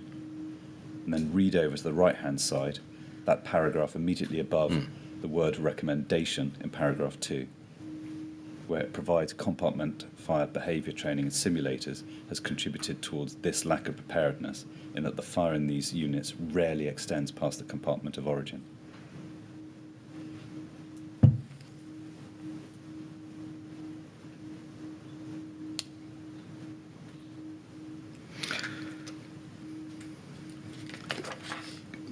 Given the holistic nature of the training and the fact that crews were well aware, both through training and experience, that compartmentation in terms of fire escaping externally through the window, and some of the issues that were made aware at training in terms of the potential for extending beyond the compartment internally, for a range of reasons, I do think that we met the coroner's recommendation. I'll take on board completely the recommendation here, but this is a living problem. Just because we meet it at one point, things evolve and things always need to be kept under review. So because we met it at a moment in time, it doesn't mean to say that we can sit back and think it's forever solved. There's always going to be a challenge for us in this regard. Well, ultimately, it'd be a question for the panel to decide. Absolutely. But can we be slightly more specific? What training addressed fire spread beyond the compartment of origin? Well, I think the training that was happening in terms of what we call real fire training, which had been going on for some considerable time, and certainly since 2012 when Babcock took on the contract, there was real fire training facilities at Beckton and Park Royal, which massively enhanced our ability to be able to show in practical terms to new firefighters and on refresher training the issues around compartment fires. What seems to have troubled the coroner is a concern that crews might not, incident commanders might not really appreciate the danger of fire getting out of a compartment. What training was there to enhance that aspect of their knowledge? We've seen what's said about the training on compartment fire behaviour, but that suggests that on the real fire training, as you call it, there wasn't much experience of the fire getting out of the compartment, possibly because it was a limited exercise. So what training was there to make them aware that this could develop in other ways? Well, so when I said breach of compartment for a range of reasons, one of the reasons is when you first open the door to a compartment fire. So I think the common belief probably is that the compartment just breaches of its own accord, but actually there's a thing called door procedure. So the minute you open the door and you introduce oxygen to what could be a smouldering fire, you could then suddenly create a backdraft, and basically an inferno will project like a blowtorch out of the compartment into the corridor, and then suddenly the compartment is breached. So there was intensive training on what we call door procedure, by using spray to anticipate the potential for that, and therefore when the door was open you're immediately aware of it and you're pushing the fire straight back into where it came from and not letting it get into the corridor. So that was something that a lot of time was spent on. But then also I think something that troubled the coroner and indeed us was the external fire spread. So windows is a real point of weakness in a compartment, that the fire can escape externally, and then the behaviour at Lakanal, where the fire went downwards rather than upwards, was something that concerned everyone involved. And I think that was one of the issues I think that lies behind point 3 of that recommendation. And then of course the Lakanal House action plan that we put in place, which involved the Lakanal House case study that got sent to all firefighters, and also the detailed Lakanal House presentation that was given to borough commanders and above as well, dealt with raising awareness massively of this issue. Yeah, right. Thank you very much. Thank you. Yes, Mr. Clear. So just picking up on that last bit of evidence about raising awareness, can we go to Operational News 30, which was published in January 2016, which is at LFB 000061482.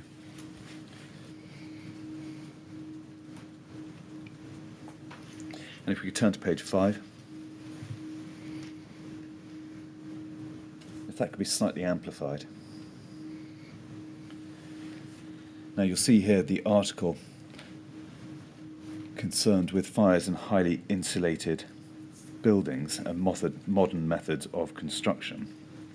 Now you can take it from me, or if you wish you can read the article yourself, but there is no reference there to rapid fire growth or the issues and concerns that had been raised in the March 2015 Incident Monitoring Report, namely dangers of rapid fire spread, including fire spread outside the compartment of origin.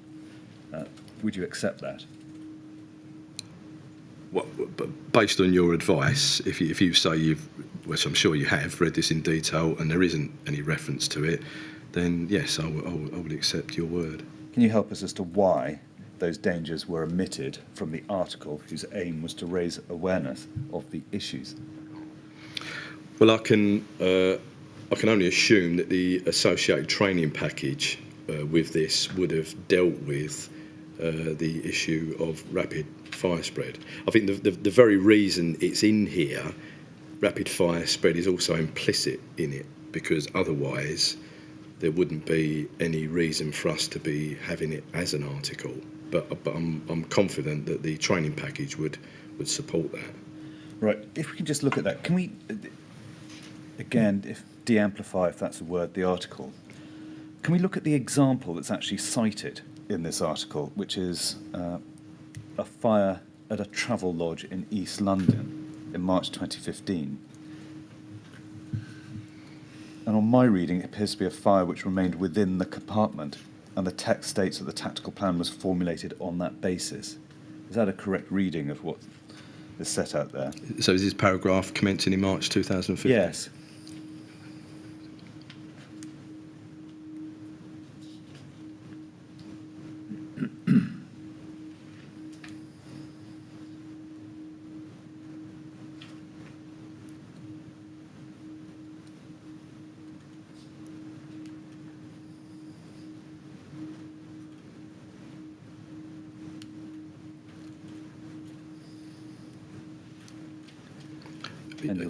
And you'll see that, sorry, just before you on, just so I can draw something specifically to your attention so you know where I'm coming from.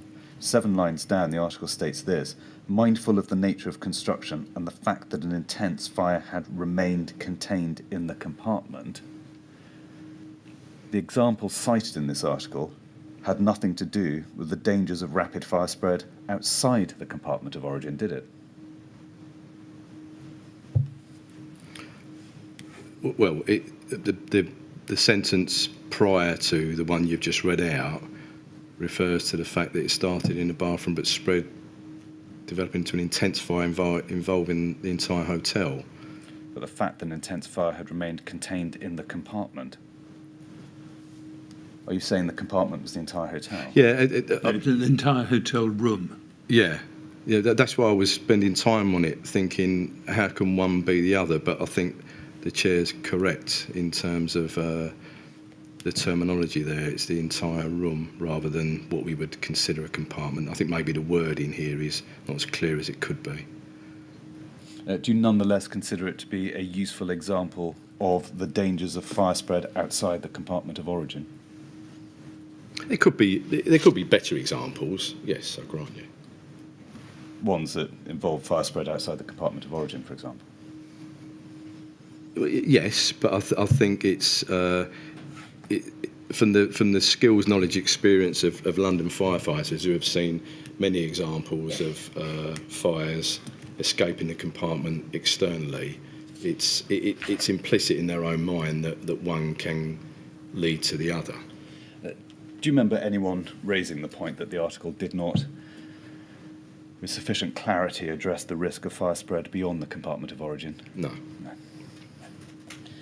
Can we look at the final page of this operational news issue at page 8? And we see the third row there, fires in highly insulated buildings article is identified. Yes. And the consequential training is that watches are referred to the LFB policies on compartment firefighting and high-rise firefighting and to the highly insulated buildings computer-based training package. Now, stopping there, we know from Peter Groves' evidence that the related TCAP for this CBT training package was 0212. And if we could briefly go to that TCAP, which is LFB 00102213. And if we go to page 4 and the third box on that page, we see in box 1.3 you are identified as the client. Yes. And Andy Rowe is also identified as the client in his capacity as Director of Operations. Is that right? Yes, And that's because he succeeded you? Yeah, it was actually Tom George who succeeded me immediately, that I handed over to. So whether Andy then succeeded Tom on his retirement, I'm not quite sure. But nonetheless, you were the client until you retired in March Yes. 2017? Yes. Can you help us? What does client mean in this context? So client is who is the main user of the training package. The commissioning people will be who's going to prepare the package. The client is a user. So inevitably, the majority of the time, I would be the client, or my department director would be the client. Did you have any direct involvement yourself in the substance of the highly insulated buildings training package? No. Who did? So in terms of representing me, that would be centre operations, or formerly known as central service delivery. So in actual people terms, at this time, would have been Adrian Fenton. In terms of oversight of when and how the brigade was delivering the training to crews, was your role limited to ensuring confirmation that it had been done? Yes. Would you, in your capacity of chair of ODCB, had any additional oversight in relation to the provision of this training package?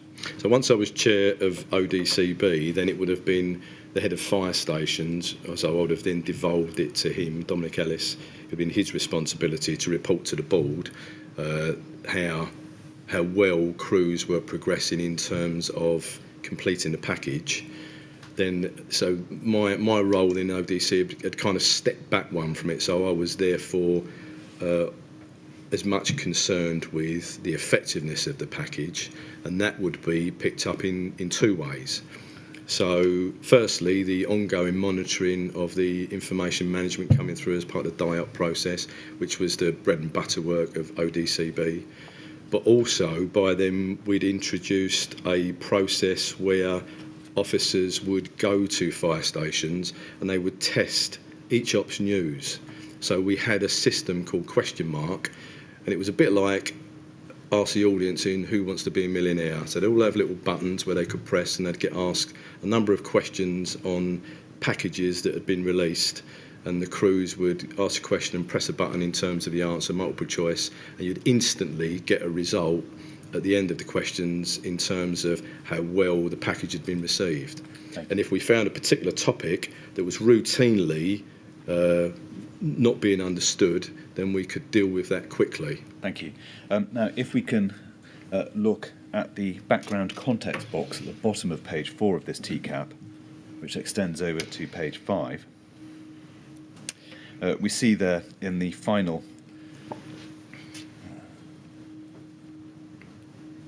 paragraph the emphasis in the CBT package. Thank you. The emphasis in the CBT package should be on the implications of modern methods of construction for firefighting tactics. This should be in greater depth than currently exists in training package. It is not sufficient to talk about rapid fire spread and or unusual fire spread through voids, cavities, etc. Now, there seems to be an explicit recognition there that existing training did not address sufficiently the risk posed by modern methods of construction in sufficient depth. Would you accept that? Yes, yes, I would accept that, and I would also accept that this is all part of our continuous learning. Now, we know from Mr. Groves that although the package was developed, it was not delivered to staff because of IT issues. Is that consistent with your recollection? There were IT issues in terms of bandwidth, and we looked at a range of other issues, such as CDs to stations, to try to remedy that. But it wasn't rolled out? I don't know if it was ultimately rolled out. There certainly were issues that kept coming back to ODCB, and we brought along the head of IT to explain these issues, because obviously it was an important package, and we were frustrated at its delay. Well, mindful of that, and given that Operational News had expressly referred to this training, why did Operational News refer to training that the package for which wasn't available? The package was available, is my recollection. The problem was once we tried to use it, crews were reporting difficulties in terms of buffering at stations and the videos not loading up, etc. So they couldn't access it? Yeah, it was the access issues.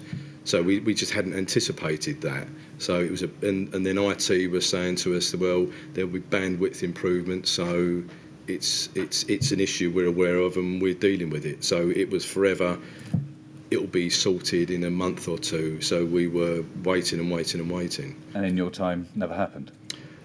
I don't recall it happening, and we discussed the issue of CDs, which was reverting to a formal way of delivering training, which is problematic. So we never pursued that.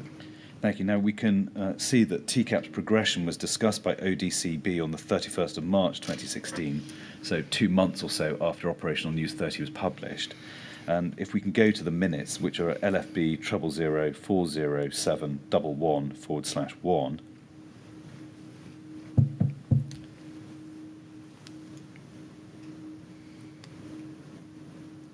we can see that you were present at that meeting. You're the first on the list of attendees. And if we can see under item 2, IMPD 3 monthly report, and we see under item 2 we see the package as the first in a list of updates, and the update reads, a note to be circulated reference the currently situation around the training package. Now, we have been unable to find that note. Do you know whether one was provided? I can't say with certainty, no. If we turn over the page to item 4, we see there under the heading Dynamic and Intelligent Operational Training Procedures Update, and we look at Roman 3, it says this: fire in highly insulated buildings is a computer CBT package which has been developed but not gone live yet due to IT issues. It was confirmed that the IT solution lays with LFB, and it was hoped that these issues will be resolved with the IT rollout that is expected to begin in May.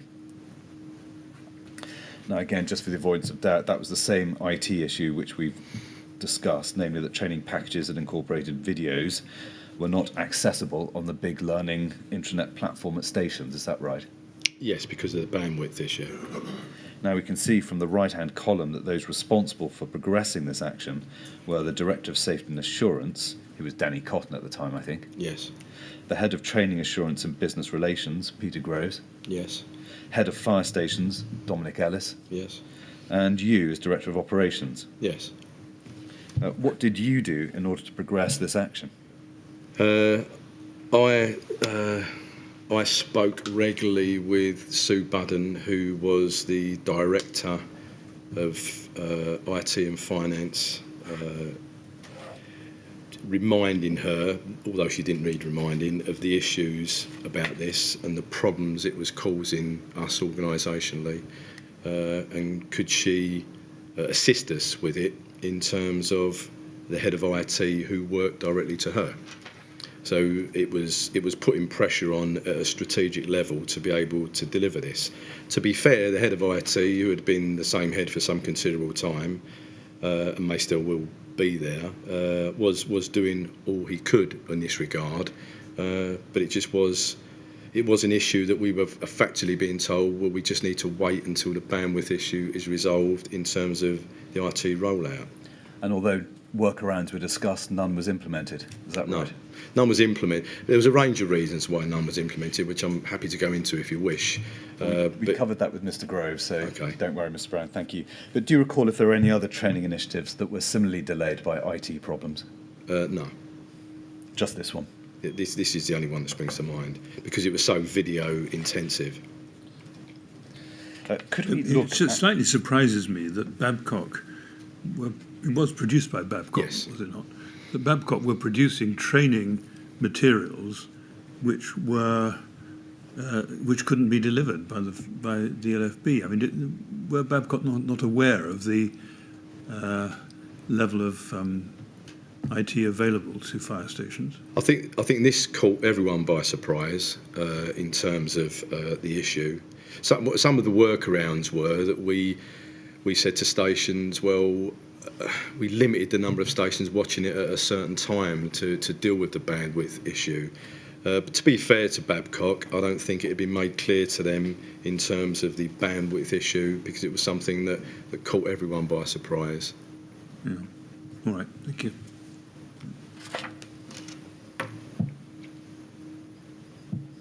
Can you give me 2 minutes? Apologies, sir. I just wanted to check. Yeah, of course. Yeah.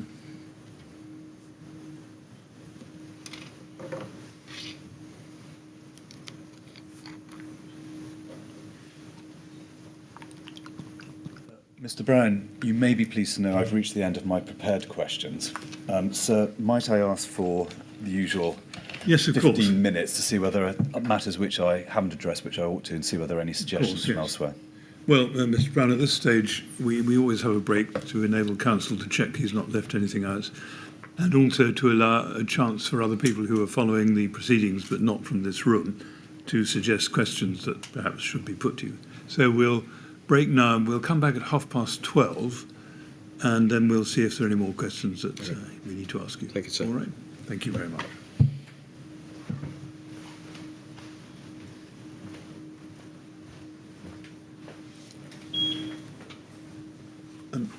Mr. Kinner, I hope that'll give you enough time, but if you need more, just ask the usher to come and tell us. Thanks, sir. Thank you very much.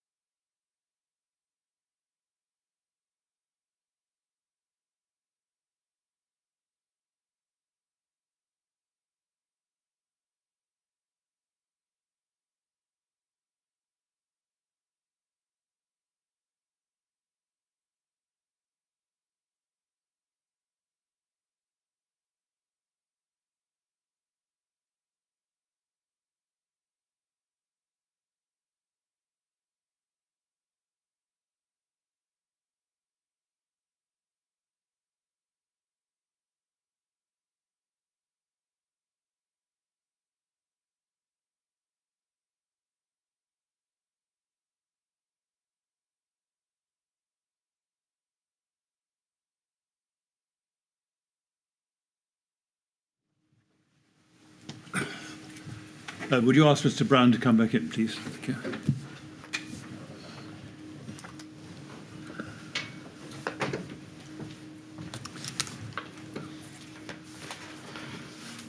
Right, Mr. Brown. Well, first of all, I'm sorry we kept you waiting quite a lot longer than I'd indicated, but people asked for more time, and it seems that was a reasonable thing to do. So, anyway, we'll find out now. Mr. Kinnear, have you found some questions? Three.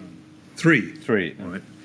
Mr. Brown, was the occupancy profile of the building something you'd expect crews to consider when conducting 72D visits? Yes. Did that include whether there were any vulnerable residents or residents with disabilities? Crews carrying out a 72D visit wouldn't be obviously aware of vulnerable residents. However, we did, as part of the Lakanal House Action Plan, we'd introduce a serious outstanding risk policy. And briefly, what that involved was when crews did a home fire safety visit, if they found that someone was in extra need over and above the advice you could give on a home fire safety visit. So, for example, maybe someone who smoked and despite our advice was going to carry on smoking in bed, then we would look to work with the local authority to provide fire retardant bedding. So yes, we did do work over and above, but crews, unless they'd actually carried out that home fire safety risk assessment, arriving crews at high rise wouldn't know necessarily at flat 22 on the 8th floor there happened to be someone who was on an outstanding risk register. We did, however, do a lot of work on hoarding. So hoarding was becoming an increasingly difficult issue, and that's a fire loading problem. And we did have that added to the operational risk database, so crews would know that there's a fire load over and above what you would expect at certain premises. Thank you. That answer deals with the questions I was going to ask you. So that concludes your examination, and the only thing I have to say is to thank you for giving evidence. It's been very useful. Thank you, sir. Mr. Brown, it's right. I should thank you very much on behalf of all three members of the panel for coming here to give us your evidence. I know it's taken up quite a lot of your time, but I'd like you to know how valuable it is to us to hear from, particularly from the senior members, who can answer some of the questions on the documents that we wouldn't otherwise be able to work out for ourselves. So thank you very much for coming to help us, and you're now free to go. Thank you very much. Thank you.